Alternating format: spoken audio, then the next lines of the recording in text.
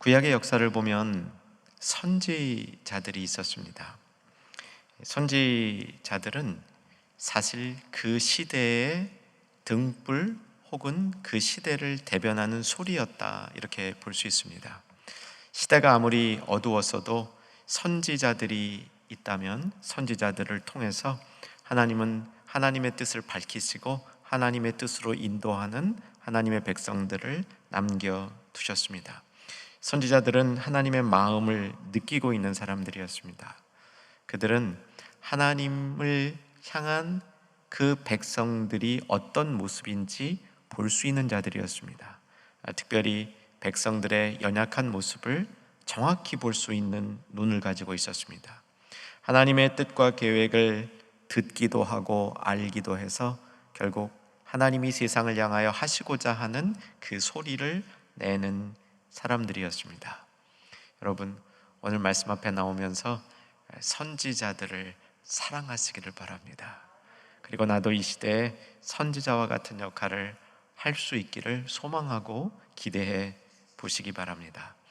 오늘은 미가서입니다. 미가서는 구약 성경 중에 소선지서라 불리우는 책인데, 소선지서라는 것은 길이가 짧은 선지자들의 책이라는 뜻이죠. 구약 성경 뒷부분에 12권의 소선지서들이 몰려 있는데, 사실은 그 12소선지서의 순서대로 바로 우리가 기억하고 있는 것이 쉽지는 않습니다. 12명의 소선지서 책 중에 우리가 좀 금방 그 내용하고 아는 책도 있고, 도무지 이름은 들어봤지만 내용이 모르는 책도 꽤 될 겁니다. 미가서는 잘 알려진 책들보다는 잘 알려지지 않은 책의 범주에 속합니다. 그래서 미가서의 오늘 말씀, 핵심 말씀인데, 이 말씀으로 들어가기 전에 미가서의 좀 윤곽을 살펴보고 들어가면 좋을 것 같습니다. 여러분, 미가서를 생각하면요, 미가와 동시대에 하나님의 말씀을 듣고 전하던 두 명의 선지자를 기억하시면 됩니다. 하나는 호세아이고요, 또 하나는 이사야입니다. 호세아는 북쪽 왕국에서, 미가는 남쪽 왕국에서 같은 시대에 비슷한 상황을 놓고 하나님의 말씀을 대언했었습니다. 이것이 언제냐면 예수님이 오시기 700년이 조금 더 되기 전 이야기, 주전 8세기 후반 이야기입니다. 이사야서와 미가서의 관계는 둘 다 남쪽 왕국에서 하나님의 말씀을 대변하던 선지자였는데, 두 책 이사야서와 미가서는 공통점이 있습니다. 메시아, 하나님이 보내실 세상을 회복할 그 인물, 예수님이시죠.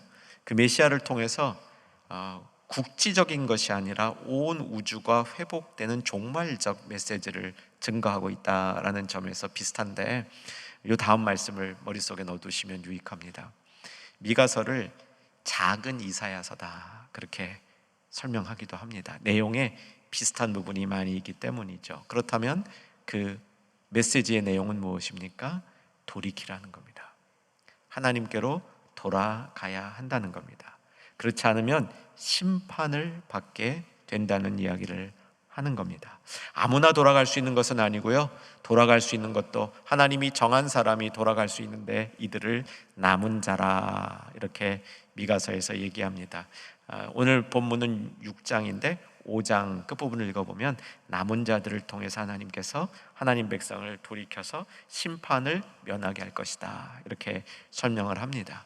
이스라엘 백성들이 어떻게 나빠졌는가, 그 모습의 일부가 오늘 본문 속에 이렇게 밑그림으로 담겨 있는데, 밑그림이 아닌 그 드러난 모습으로 살펴보게 되면 종교가 굉장히 형식적이 됐습니다. 그리고 정의감이 없어졌습니다. 세상 속에 묻혀 혼돈 가운데 살아가는 성도들에게 돌이켜야 된다, 언약 안으로 나와야 된다, 언약을 붙들고 하나님 앞으로 나가야 된다, 이렇게 선포해 주는 것이 미가서입니다. 여러분, 올해 우리 표가 있죠? 이 표를 붙들고 신앙생활, 믿음생활 잘하기로 우리 결단하셨죠? 뭐였습니까? 기억하라, 돌이키라, 깨어있으라. 이 세 가지를 우리가 기억하면서 우리의 믿음을 주님 앞에 더 신실하고 더 바르게 세워가자. 이 믿음을 세우는데 이 세 가지 이 표가 굉장히 유익합니다. 기억해야 되는 겁니다. 돌이켜야 되는 겁니다. 돌이킨 다음에는 깨어 있어야 되는 것이죠. 이게 서로 상호 유기적입니다. 기억해야 돌이킬 수 있는 겁니다. 돌이키면 깨어 있게 되어 있고요. 깨어 있다가 늘 깨어 있는 것이 아니기 때문에 또 다시 돌이켜야 되고요. 또 다시 기억해야 되고요. 이 세 가지 명령이 우리의 삶 속에 유기적으로 이루어질 때 우리의 믿음이 발전하는 거죠. 미가서의 오늘 본문의 말씀은 돌이키라라는 메시지를 우리에게 중점적으로 전해주고 있습니다. 우리가 돌이키는 것이 세 가지 모습인데요, 우리 가운데 이 세 가지 모습이 다 있어야 됩니다. 첫 번째 돌이키는 것은 아주 잘못했다가 주님께로부터 완전히 떠나갔다가 주님 거의 손 놓고 살다가 세상 사람처럼 살다가 큰 잘못 저지르고 주님 앞에 나아갈 때 이거 돌이키는 건데, 이때는 명백한 회개와 함께 돌이켜야 됩니다. 분명한 결단과 함께 돌이켜야 됩니다. 이렇게 살면 안 되겠다, 내가 이런 모습 청산해야 되겠다. 마치 탕자가 아버지의 유산을 미리 받아 세상 속에서 허랑방탕하다가 아버지께 돌아갈 때 그냥 돌아가는 거 아니죠. 마음의 결단을 하고 아버지 집에 가서 내가 종살이라도 해야 되겠다라는 마음으로 돌아가는 그런 돌이킴이 있습니다. 우리 중에 그런 돌이킴이 필요한 성도들이 이 자리에도 영상으로 예배드리는 충현의 가족 가운데 있으리라 생각합니다. 여러분, 주저하지 마시고 돌이키는 축복이 있기를 주 안에서 소망합니다. 그런데 우리 중에 상당수는요, 그래도 열심히 살았어요. 영적으로 내가 노력하며 살아서 주님 안에 대체로 있었다라고 생각할 수 있을 겁니다. 그때에도 돌이킴은 필요합니다. 우리가 자주 미끄러져요. 그리고요, 자주 한눈 팔아요. 우리의 마음속에 다른 생각들이 자꾸 들어옵니다. 그래서 그런 상태에서 우리가 돌이키는 것이 자주 필요합니다. 오늘 그런 성도님들에게 주 앞에 돌이키는 예배가 될 수 있기를 또한 소망합니다. 세 번째는요, 예배 자리로 나오는 자체가 돌이키는 겁니다. 세상 속에 세상을 향하여 살다가 어쩔 수 없지 않습니까? 하나님이 우리에게서 세상을 살라고, 그것도 하나님의 부르심이니까 세상에서 열심히 세상을 향하여 살다가 주님 앞으로 나오는 것도 이거 돌이키는 과정입니다. 오늘 본문은 우리에게 뭘 가르쳐 주냐면, 돌이키러 주님 앞에 나올 때 습관적으로 맹숭맹숭 나오면 안 된다는 걸 가르쳐 주는 겁니다. 오늘 미가서 6장 6절을 보면 매우 중요한 신앙의 결단이 담겨 있고요, 미가 선지자의 고민이 담겨 있습니다. 미가 선지자가 당시의 시대를 향하여 외치는 목소리가 담겨 있는데 보시기 바랍니다. 6절 앞부분입니다. 집중해 보시기 바랍니다. 제가 읽어드릴게요. 내가 무엇을 가지고 여호와 앞에 나아가며 높으신 하나님께 경배할까? 여러분, 이 고민을 우리가 배워야 됩니다. 우리는 돌이키는 일도 익숙하지 않지만 하나님 앞에 나올 때 그냥 나오면 된다고 생각하는 거죠. 그런데 미가 선지자의 영적인 깨달음은, 영적인 깨어있음은 하나님 앞에 나아갈 때 무엇을 가지고 나아가면 하나님이 잘 받아주실까, 기뻐하실까, 무엇을 가지고 나가는 게 하나님 앞에 합당할까, 그것이 무엇일까, 이것을 찾는 노력을 계속적으로 하고 있었다는 것이죠. 그의 눈에 보기에는 그 당시의 백성들이 겉으로는 신앙생활을 놓치지 않은 것 같지만 실제로 하나님 앞에 나아가는 방식이 하나님이 기뻐하는 것이 아니었다는 것입니다. 그저 습관적으로 때가 되면, 제사 때가 되면 빠지지 않고 제사를 드리고 제사를 지키면 그냥 신앙생활 잘하는 것이고, 율법을 형식적으로 지키면 문제없는 삶을 살고 있다고 생각했는데 그게 아니고, 하나님 앞에 나아갈 때 하나님이 무엇을 가지고 나아가면 정말 기뻐하실까, 이것이 삶의 고민이었다는 겁니다. 여러분, 우리도 이런 고민 좀 했으면 좋겠습니다. 여러분, 우리도 이런 마음을 좀 배웠으면 좋겠습니다. 어쩌면 미가가 그 당시에 보고 있었던 허울 좋은 신앙인들의 모습이 바로 우리들의 모습일 수도 있다는 생각을 해봐야 되는 것이죠. 경배하고 싶다면, 정말 하나님을 예배하고 싶다면 하나님께 나아가고 돌아가는 것이 꼭 필요한 것이라고 우리가 안다면 무엇을 가지고 하나님께 가면 하나님이 기뻐하실까? 높으신 하나님을 어떻게 경배할까? 이 문제에 대해서 그냥 습관이 아니라 새로운 고민이, 새로운 마음속의 열정이 있어야 된다는 것이죠. 이것이 오늘 미가 선지자가 우리에게 주는 도전이라고 설명할 수 있겠습니다. 오늘 본문을 잘 보면요, 미가 선지자가 제사가 필요 없는 것이다 이렇게 얘기하지 않습니다. 제사는 필요한 것이고 유익한 것이다 라고 설명을 합니다. 다만 형식에 빠진 제사, 그저 습관적으로 드리는 제사, 제물, 이거 가지고는 안 된다는 것이죠. 한번 미가 선지자의 음성을 들어봤으면 좋겠습니다. 6장 6절 뒷부분부터 보겠습니다. 내가 번제물로 1년 된 송아지를 가지고 그 앞에 나아갈까? 이 레위기에서 보신 것처럼 번제물로 최고는 송아지지 않습니까? 그걸 가지고 나아가면 하나님이 기뻐하실까? 막 생각해 보는 거예요. 저는 이렇게 막 생각해 보는 미가의 모습을 우리 여호와께서 정말 기뻐하셨다는 생각이 들어요. 실제로 송아지를 드렸냐 보다 형편이 안 돼서 비둘기를 드린다 할지라도 송아지를 드리면 하나님이 기뻐하실까? 이런 생각을 한다는 자체가 미가가 보여주고 있는 아름다운 하나님이 기뻐하시는 모습이라 볼 수 있겠죠. 7절 같이 한번 읽겠습니다. 7절 읽으십시다. 여호와께서 천천의 수량이나 만만의 강물 같은 기름을 기뻐하실까? 내 허물을 위하여 내 맏아들을 내 영혼의 죄로 말미암아 내 몸의 열매를 드릴까? 여러분, 레위기 보면 제물의 기름은 여호와가 내 것이라 그랬습니다. 제일 좋은 것이기 때문에 그 기름을 만만의 강물같이 천천의 수량으로부터 나오는 그 기름을 드리면 하나님이 기뻐할까? 이것도 뭘 하면 하나님이 기뻐할까라고 고민하고 있는 모습이에요. 심지어는 이것 갖고 안 될 것 같아서, 이렇게 제물만 드려서는 안 될 것 같아서 내 맏아들을 드릴까? 아브라함의 모습이지 않습니까? 그것도 아니어서 내 몸의 열매를 드릴까? 이런 고민들을 하는 미가의 이 마음을 우리가 읽어야 한다는 것이죠. 무엇을 읽어야 합니까? 하나님께 돌아가는 것이 소중하다는 것. 하나님 앞에 돌아갈 때 무엇으로 하나님을 기쁘게 하면서 돌아갈까? 이 마음이 소중하다는 것을 배워야 하는 것이죠. 자, 우리 오늘 할애 표를 생각하면서 우리가 언약 안에서 꼭 기억할 게 있습니다. 우리는 돌이켜야만 합니다. 우리는 돌이킬 수 있습니다. 돌아갈 수 있는 길이 막혀 있는 사람들이 아니라 돌아갈 수 있는 길들이 열려 있는 사람들입니다.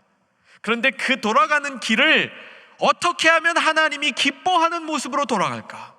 내가 설사 잘못했을 때 무엇을 가지고 가면 하나님이 기뻐하실까?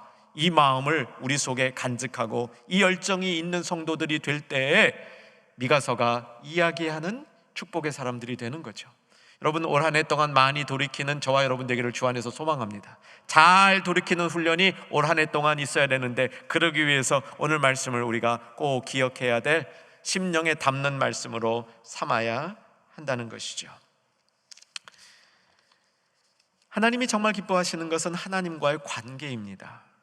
하나님과의 바른 관계를 가지고 그 관계 속에서 우리의 생각, 마음, 삶, 특별히 행함까지를 다 포함한 우리의 이 행위의 모습을 가지고 주님 앞에 오기를 바란다는 것이죠.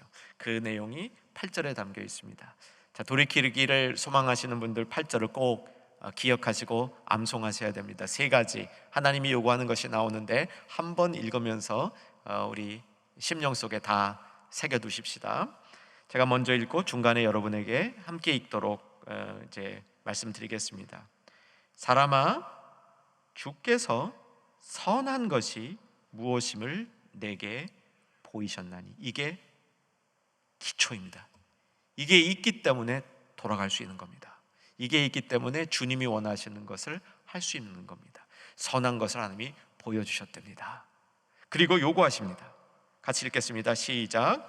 여호와께서 네게 구하시는 것은 오직 정의를 행하며 인자를 사랑하며 겸손하게 내 하나님과 함께 행하는 것이 아니냐. 내 하나님과 함께 행한다. 함께 행한다는 말은 동행한다는 말입니다. 세 가지 여러분 마음속에 새기셨습니까? 같이 한번 해보십시다. 정의를 행하며 인자를 사랑하며 겸손하게 하나님과 동행하는 것, 이 세 가지입니다. 한 단어씩 줄이면 정의와 인자와 동행입니다. 이것을 가지고 하나님께 돌아갈 수 있다는 겁니다. 하나님께 돌아가기를 원하시는 분들은 내가 하나님께 돌아갈 때 무엇을 가지고 돌아가면 하나님이 기뻐하실까? 이 질문을 가지시고 그 무엇에 해당하는 것이 나에게 정의가 있는가? 나에게 인자가 있는가? 내가 하나님과 동행하고 있는가? 이것을 가지고 이것을 위하여 하나님께 돌아가라는 겁니다. 하나님 앞에 돌아갈 때 우리는 정의를 행하게 되며 인자를 사랑하게 되며 하나님과 끝까지 동행하는 삶을 살 수 있게 된다, 이런 가르침을 주는 겁니다. 이것이 하나님께서 우리에게 요구하는 분명한 요구의 내용들이라는 사실을 가르쳐 주고 있는 것이죠. 이 세 가지를 이제 살펴보는데 하나씩 자세히 살피지 않을 겁니다. 첫 번째가 정의를 행하며. 여러분, 우리가 좀 더 정의로워야 됩니다. 당시에 이스라엘 백성이 하나님으로부터 미끄러져 나간 이유, 하나님으로부터 멀어진 이유가 공의에 대한 이 의식이 상실된 겁니다. 하나님이 공의로 다스린다는 거, 하나님이 악을 미워하신다는 거, 이런 개념에서 멀어질 때에 하나님으로부터 멀어지는 우리들이 된다는 겁니다. 하나님 앞에 돌이켰을 때 반드시 우리는 정의로운 행위를 하게 되어 있다는 것이죠.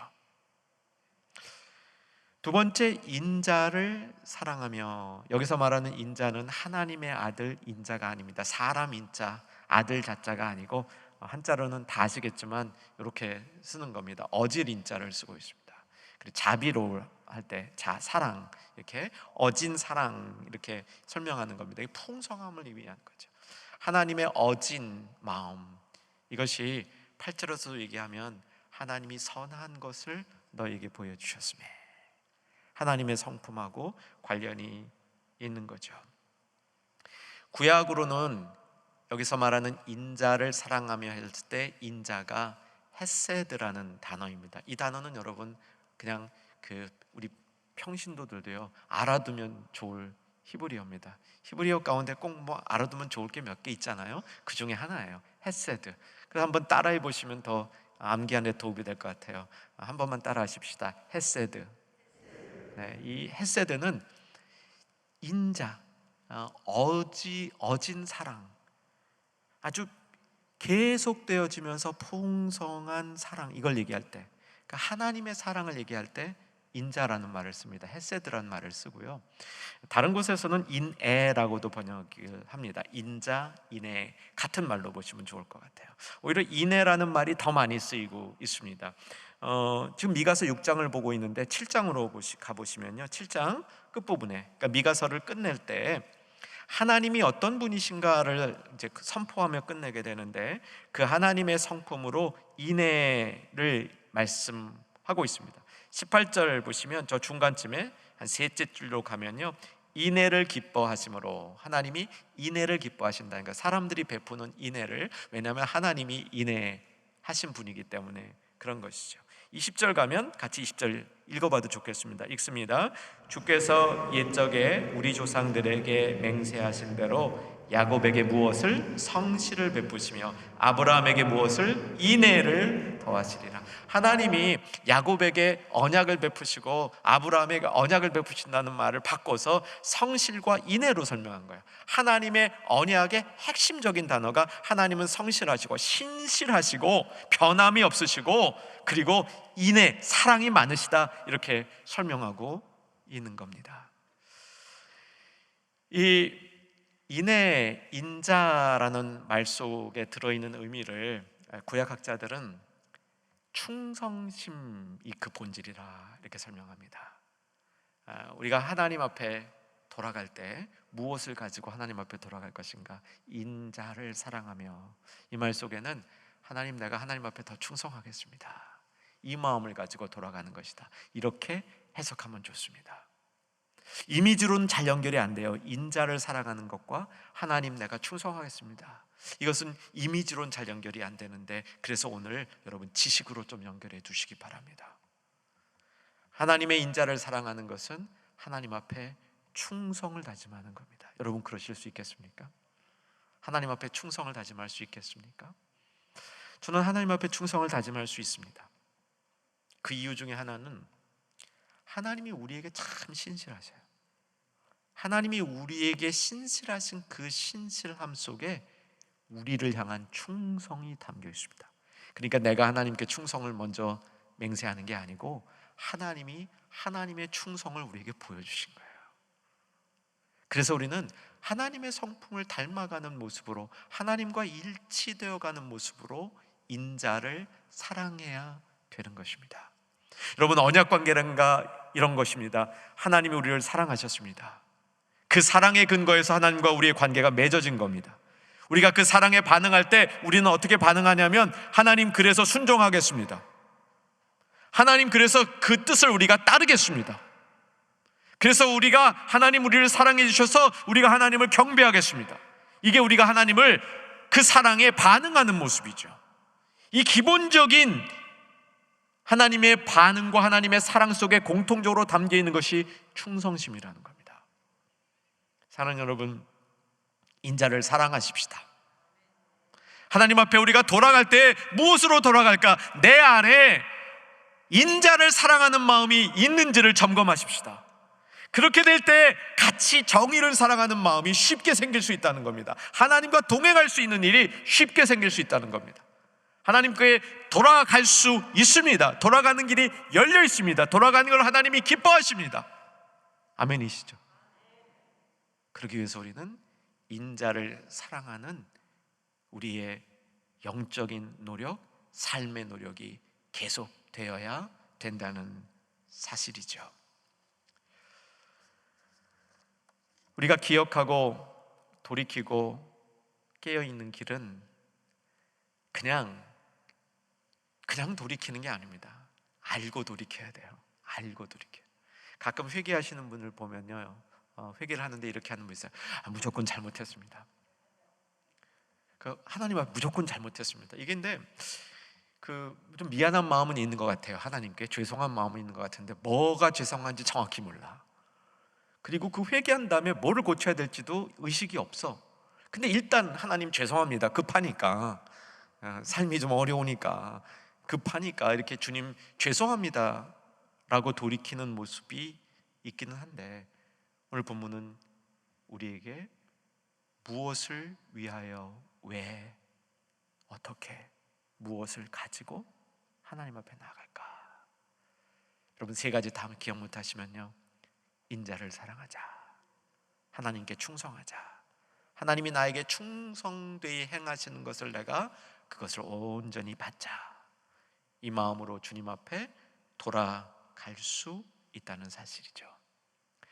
구약 성경에 보면 정의와 인자를 한 묶음으로 다루는 곳이 많습니다. 정의 따로 인자 따로 이렇게 다루는 것이 아니고요, 정의와 인자를 묶어서 다루는 장소가 참 많이 있습니다. 그래서 정의와 인자를 묶어서 다루는 다른 성경 구절을 하나 볼 테인데, 말씀드린 대로 미가서와 연결해서 볼 수 있는 성경책 중에 하나가 호세아서라고 말씀드렸습니다. 호세아서 볼 겁니다. 호세아서 12장 6절 볼 테인데, 여러분 찾아가 두셔도 좋고요, 이제 띄워주시는 말씀 같이 봐도 좋겠습니다. 찾아가실 분은 1267쪽입니다. 호세아서 12장 6절 말씀, 12장 6절 말씀, 그 앞에 성경 찾으시는 분들만 보십시오. 5절에 보면 그를 기억하게 하는 이름이라, 이 말이 있고요, 기억하라라는 말이 나옵니다. 그 다음에 6절로 이동하십시오. 6절 같이 읽겠습니다. 그런즉 너의 하나님께로 돌아와서 인애와 정의를, 묶여 있어요, 인애와 정의를 지키고 항상 너의 하나님을 바랄지어다, 이렇게 되어 있습니다. 여러분, 바란다는 말이에요, 깨어있다는 말이에요.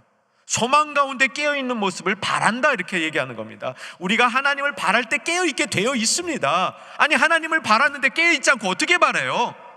무엇인가 소망한다, 바란다는 말은 깨어있다는 말입니다. 어떤 성경학자들은 여기서 바랄지어다 이 말을 가까이 할지어다 이렇게 번역하는데 잘 번역하신 겁니다. 우리가 그것을 바랄 때 깨어있게 되고 깨어있으면 가까이 하게 되어 있습니다. 그래서 호세아서 12장 5절과 6절을 보게 되면 기억하라, 돌이키라, 바라라, 깨어있으라, 이 얘기가 동시에 등장하는 구절입니다. 이 배경을 좀 설명해 드리면요, 호세아서 12장 1절부터 5절 사이에 야곱의 얘기가 나와요. 야곱의 인생에 대한 설명이 나오는데, 야곱의 인생을 3절에 보면 형의 발 뒤꿈치 붙들고 나왔다 얘기하고요, 또 중요한 부분을 하나님과 겨루어 싸웠다, 야복강가 얘기하고 있습니다. 그 다음에 세 번째가 베델에 올라가서 축복받았다. 이 세 가지를 설명하고 있는데, 여러분 이것의 의미가 뭔지 아세요? 야곱의 인생이 참 치열하게 살았다는 겁니다. 살아남기 위해서, 성공하기 위해서, 남보다 잘 되기 위해서, 형 발꿈치 붙들고 나와서 형보다 앞서려고, 형보다 앞서는 정도가 아니에요. 하나님의 축복 받으려고 하나님의 사자와 씨름까지 해서 이겼잖아요. 그런데 그런 야곱의 치열한 인생에 통해서 하나님이 이루고자 하는 것은 하나님께로 돌아오게 하는 겁니다. 하나님의 이름을 기억하는 거예요. 자신의 업적을 기억하는 게 아니라 자신이 치열하게 살았던 그 삶에 손을 놓고 하나님께로 돌아오게 하는 것이 야곱의 인생에 여호와께서 갖고 계셨던 계획이었다는 사실이죠. 기억하라, 돌이키라, 바라라, 깨어있으라.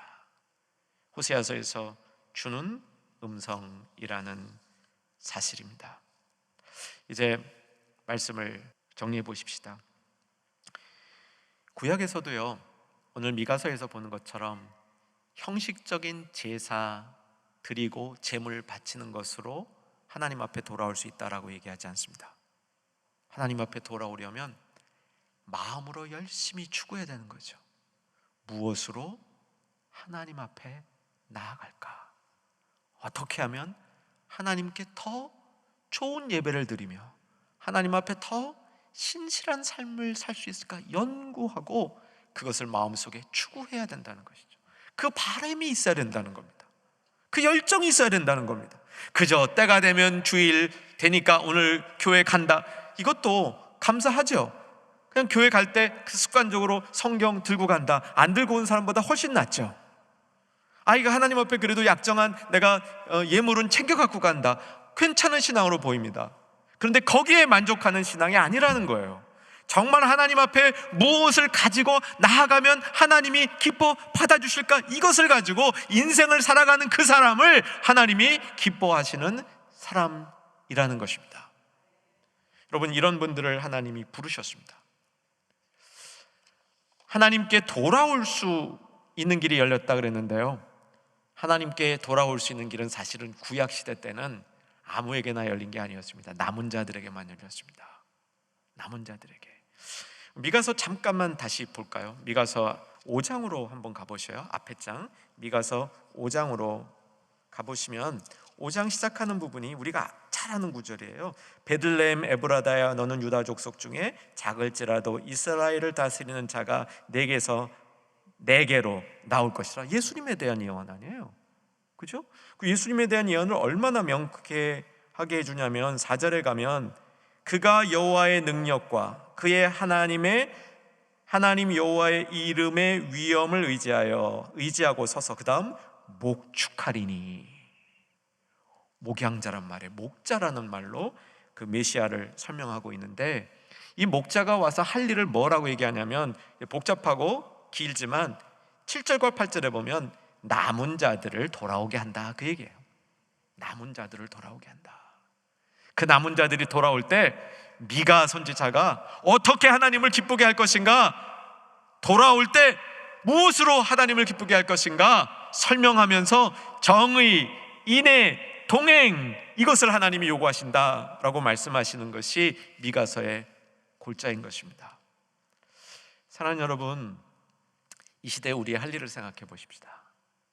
하나님의 언약 안에 있는 우리들, 예수님을 믿고 예수님의 제자된 우리들이 먼저 우리 안에 실천하면서 세상에 보여줘야 될 것이 하나님께로 돌아가야 한다. 하나님을 기억하고 세상에 머물러 있는 것이 아니라, 세상에 묻혀 사는 것이 아니라 하나님께로 돌아가야 된다. 그 길이 열려 있다. 그 길을 알고 있고 그 길을 안내하는 성도들이 되어야 한다는 것입니다. 이것이 미가서를 통해서 우리에게 주시는 메시지인 것이죠. 우리가 알아야 될 진리는 하나님께로 가는 길입니다. 세상에서 길 가운데 좀 방황할 수 있습니다. 여러분, 세상에서 많이 방황하신 분들 너무 안타까워하지 마시기 바랍니다. 하나님께로 돌아가는 길만 알고 있으면요, 세상에서 방황한 것들은 그거는 그렇게 중요하지 않습니다. 세상에 살다 보면요, 이렇게 빨리 갈 수 있는 길도 막 돌아갑니다. 왔다 갔다 합니다. 제자리 뺑뺑 돌 때도 있고요, 동으로 가야 되는데 서로 막 뛰어갈 때도 있고요. 참 돌아보면 한심해, 아까워, 그럴 때 있습니다. 그런데 그런 것들은 그렇게 우리 인생의 실패가 아니라는 거예요. 왜? 하나님께로 돌아가는 길을 알고 있으면, 그 하나님께로 돌아가는 길이 얼마나 중요한 길인지를 알고 있으면 인생의 가장 중요한 진리를 붙들고 있는 것이죠. 오늘 미가 선지자는 그 길을 우리에게 보여주고 있는데, 여러분, 이 길 가운데 혹 십자가의 길이 보이십니까? 저는 이 부분을 이렇게 묵상하다가 이 안에 십자가의 길이 보이네, 이런 생각이 들었습니다. 8장 8절을 보세요. 사람아, 주께서 선한 것이 무엇임을 내게 보이셨나니. 이게 시작이에요. 이게 핵심이에요. 정의, 인자, 동행, 이런 것들은 자연이 우러나오는 것들이고요, 진짜 중요한 것은 하나님이 선하신 것이 무엇인지를 보여주셨음에 이제 내가 너희에게 요구한다 라고 말씀하시는 거예요. 구약시대 때 하나님이 선한 것임을 보여주신 것은 그림자에 불과합니다. 이 선하신 것이 완벽하게 드러난 게 무엇이죠? 십자가의 길인 거예요. 십자가를 하나님께서 아들을 통하여 세워주시고, 5장에 나오는 베들레헴에 태어날 그 목양자를 통해서 남은 자를 부를 아들을 세워주셔서 그 십자가의 길로 주님 앞에 나올 수 있도록 우리에게 그 길을 열어주신 것이죠. 이게 뭐냐면요, 선한 게 무엇인지를 보여줘. 그 선한 게 무엇이냐면 십자가의 길이었다는 겁니다. 여러분, 역으로 우리는 십자가를 통해서 하나님의 선하심을 볼 수 있어야 됩니다. 그 하나님의 선하심을 우리 마음속에 담을 때 바로 여기서 얘기하는 정의, 인자, 하나님과 겸손하게 동행하는 일들이 우리 안에 쉽게 일어납니다. 그래서 정의를 행하고 인자를 사랑하고 겸손하게 하나님과 동행하는 것을 내 힘으로 하려고 그러면 또 실패합니다. 십자가를 붙들고 그 안에서 이 일을 행하게 되면 하나님께 돌아가는 길을 우리가 잘 알고 세상 앞에 그 길을 걷는 사람으로 안내되어지는 축복을 가지게 될 것을 확신합니다.